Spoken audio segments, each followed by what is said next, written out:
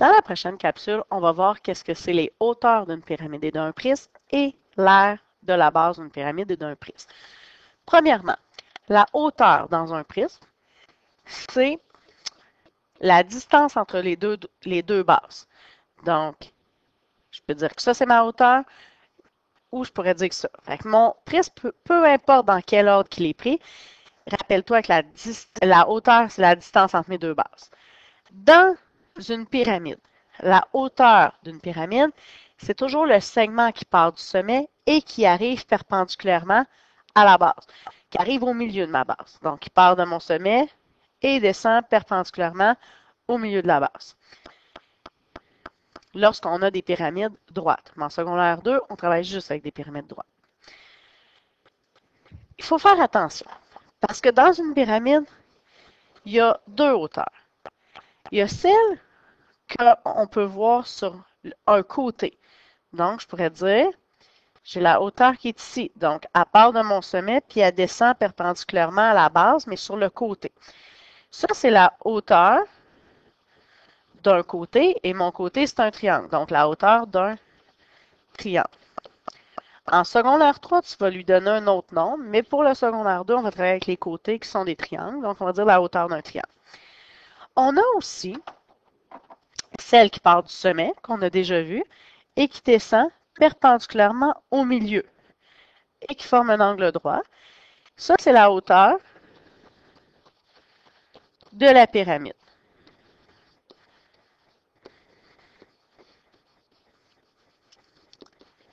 Ce qui est important, c'est que tu sois capable de distinguer les deux. Mais dans nos calculs, en secondaire 2, on va utiliser uniquement la hauteur d'un triangle. Mais il faut que tu sois capable de distinguer laquelle que tu as besoin. Donc, on fait les calculs. Maintenant, comment on fait pour calculer l'aire des bases? Les bases, tu sais déjà qu'est-ce que c'est. Tu sais que dans un prisme, il y en a deux, que dans une pyramide, il y en a une base. Donc, quand je te demande l'aire des bases, ça veut dire que dans un prisme, je vais faire l'aire des deux bases. Dans une pyramide, j'en ai juste une, fait que j'ai un calcul à faire.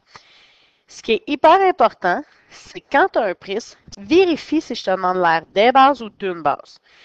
Dans le cas ici, on te demande l'aire des bases. Donc, je vais pouvoir faire en un calcul, dire je fais l'aire des deux bases. On sait que ma base, c'est un polygone régulier. Donc, je vais pouvoir faire CAN divisé par 2.